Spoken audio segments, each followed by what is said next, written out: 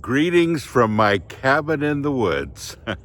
Coming up next on Pastor Bob's Coffee Break.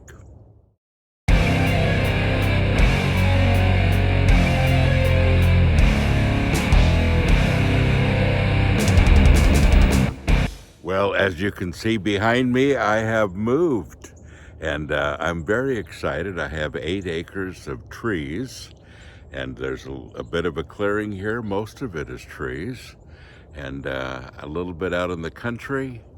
And we also have a big building that will be housing the homeless ministry in. Very excited for that. My mom and I will live back here. You know, I was just thinking that from this perspective, this house looks huge.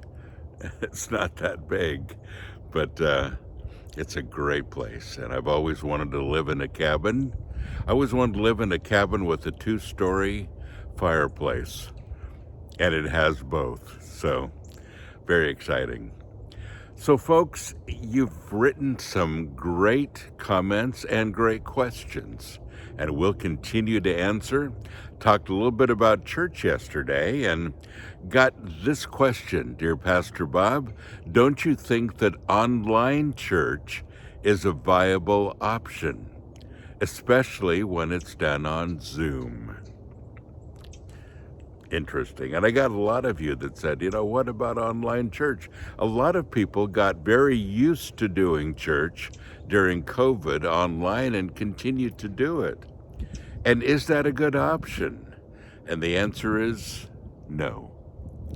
You know, if all you needed was information, there's a lot of ways to do that. We absolutely live in the information age. But that's not really what's necessary. That's not what's needed. We need flesh and blood people to communicate with. People that we can talk to, they talk back. People that we can hug, that we can touch, that we can reach out to. People that we can see their countenance and they can see ours. It's that human expression that all of us need. It's being a family together, not online, but real family in the flesh.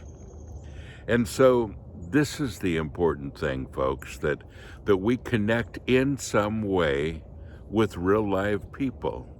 Now, online church is fine. If you want to do that, please do.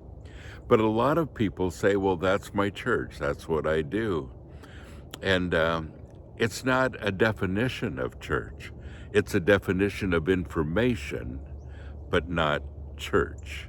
And you see, information's only a small part of it.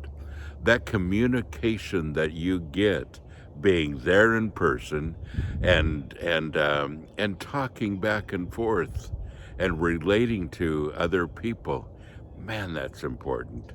And so, as I said yesterday, whether that means that you go out and join a group, and church means people, whatever that looks like, or you invite them to your home and spend time with them and get into the Word, talk about life, have good Socratic discussion, all of that. That's what God asks us to do for good reason. So, great question. Thank you for it.